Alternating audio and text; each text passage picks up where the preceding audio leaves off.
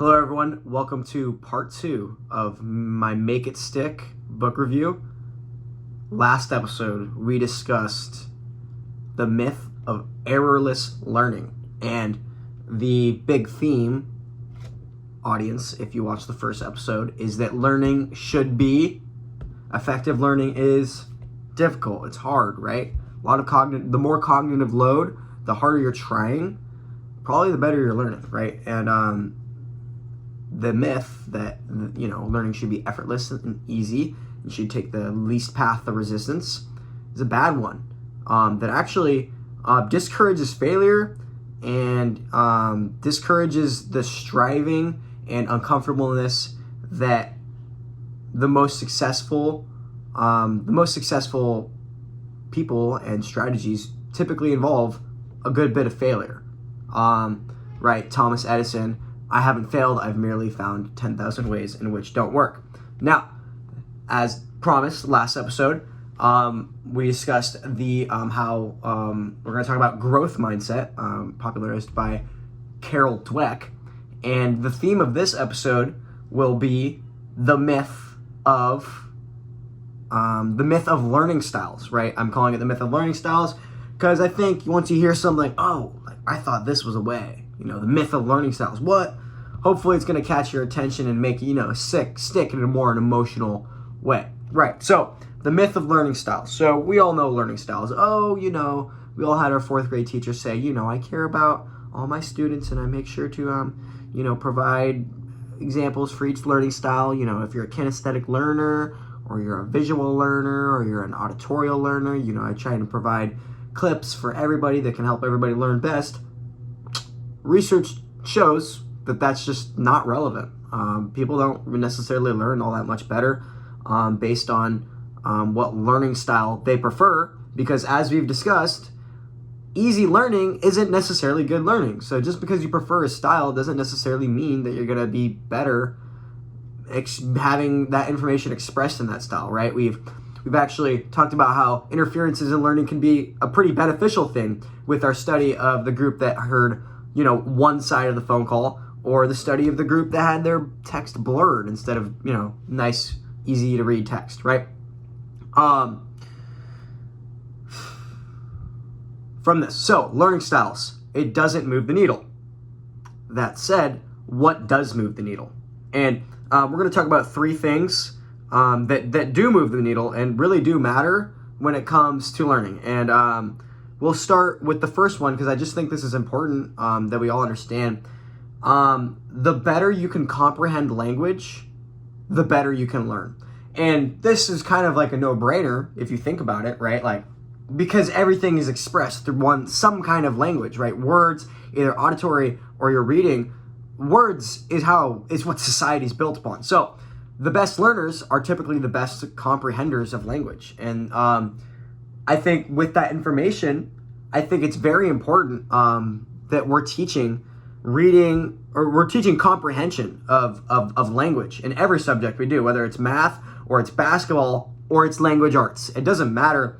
Comprehension and language has a very huge place in a learning environment, no matter what.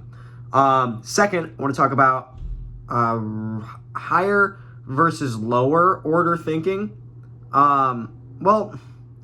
This kind of ties into everything else, but higher versus lower order is let's use a different example. A different thing that really does move the needle is rule versus example leaders learners. Sorry, rule versus example learners. So a rule or an example learner learns a specific example, and that's how they learn it. They learn it case by case by case. For example, right, I'm guarding this person in basketball, and I noticed that, if I back up and keep backpedaling and make them shoot, then they don't make it. And that's how it works for me. So this is how I'm going to keep playing it. And then they try it on another player, and it doesn't work. And they're like, well, I guess, okay, I'm going to categorize it for that player, and then I'm going to guard this player, and I'm going to guard this player completely different. A rule learner starts to pick up that it's not that I need to know, not that I need to guard this player a certain way, this player a certain way, this player a certain way. The rule or the principle is I need to take away their weaknesses. I mean, I need to take away their strengths and force them into their weaknesses, right? Does that kind of make sense? So the example person is like, well, this person I don't let them go right. This person I make them shoot. The higher order thinking, higher order learner is going to go, got it. I just need to know their strength and take that away, whatever it is. So higher order rule/principle learners are better learners overall. They will understand how things work more quickly, better. They have a better idea of all of it. Great. After all that, I would love to talk about the growth mindset and how I think. This ties into both. Both the myths of errorless learning and of learning styles, because growth mindset, and Carol Dweck has done some amazing work on this. This is some of the best research on learning to this date. Is the importance, what moves the needle is growth versus fixed mindset.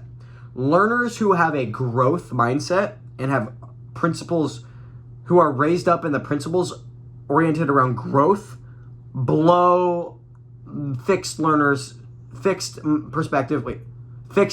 learners out of the water. It's a huge deal. And for example, just to give you the context of a growth versus fixed mindset, growth mindset is basically you believe that you can change in some kind of way. I am not good at math yet, right? I can improve. Or fixed mindset learners very more so view the world as kind of black or white. I'm not good at math and that's just how it is, but I am good at this, right? And both sides of a fixed mindset learner's view is actually toxic, right? You might just perceive that, fixed mindset, it's bad because they're going to get stuck in the, idea that they're bad at certain things. But the things that they think they're good at, it's also harmful. Let me give you an example. I talked about this, how at a young age, some of the best athletes at a young age who are praised not for their work ethic or for their ability to improve, but are praised for their natural ability that they did not work for, oftentimes burn out quickly and do not improve at the same rate as their peers, because they are so wrapped up in the idea that they are naturally good. And it would almost be a shame for them to have to work as hard as everybody else. Because if they're really is naturally good and naturally born for this, then they shouldn't have to work as hard. And it's almost seen as a,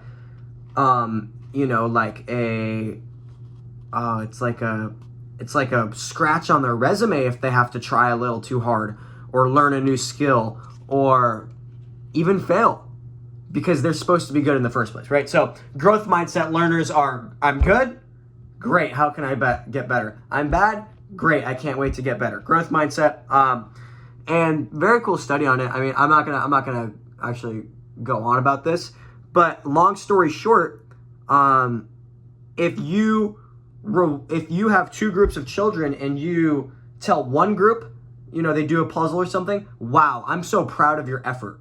You might need something more challenging because you are doing it, you are putting so much effort into it and you're improving so quickly. Versus one group that's set, and you tell one group, wow, you're just you're just naturally good at puzzles. The group that you just told was naturally good and that's just how the way they are, and the group you told, I'm so proud of your effort and work ethic, the group that you tell that you're proud of the work ethic, they keep getting better and better. The group that you told was naturally good, they get embarrassed when you put the hard problem in front of them because they're like, I was naturally good, why is it so hard right now? And then they give up and they can't deal with that because that's not how they were taught. Cool. Let's talk about some cool learning strategies that can. These are really effective. Just like spacing, just like retrieval, spacing, and interleaving. There's two strategies that are tied to this idea of higher order, lower order. But these are learning strategies. They're called generation and elaboration. Okay. Or teaching strategies, learning strategies, same thing. Generation is the idea of proposing a problem and proposing a question to a learner and making them come up with the answer before the solution was even given. For example, in basketball, say, or actually I should probably say that for my next video. Let's say, for example, in math class, you actually just kind of show the problem. You know, and maybe hopefully it's not completely out of the blue of something they have no idea, they've never seen before, right? You're not going to pull up a calculus problem to a bunch of fourth graders, but maybe you strike them the question, what's the opposite of multiplication?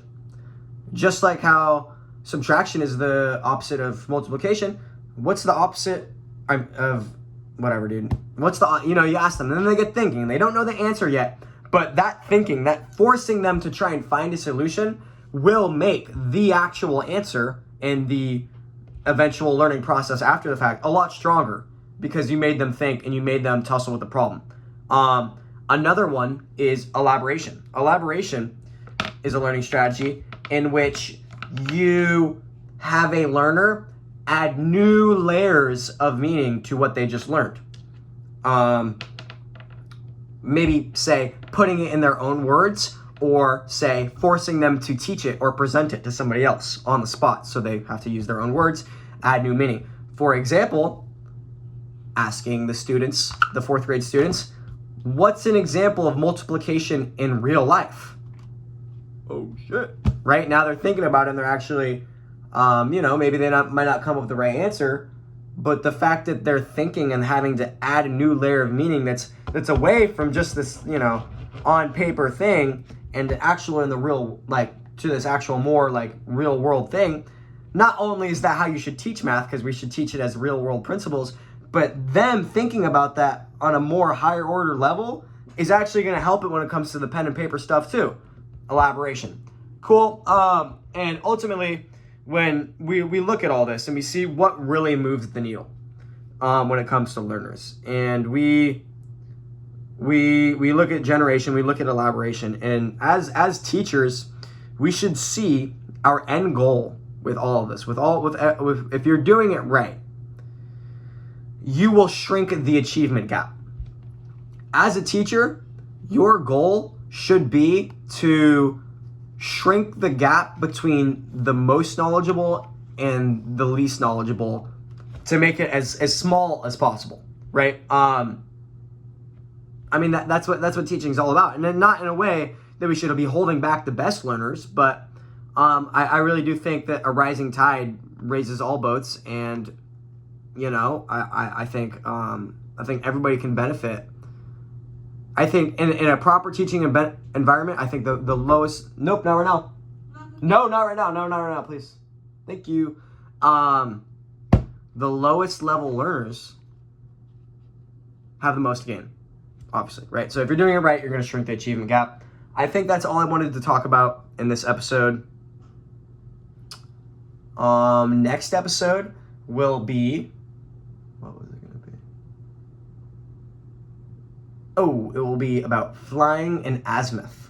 We'll talk about more about that later, but basically avoiding illusions in the learning process. And we're going to talk about a bunch of different ways we can apply this to basketball, because I'm majoring in basketball coaching for my college degree. So, cool. See you guys, episode 3.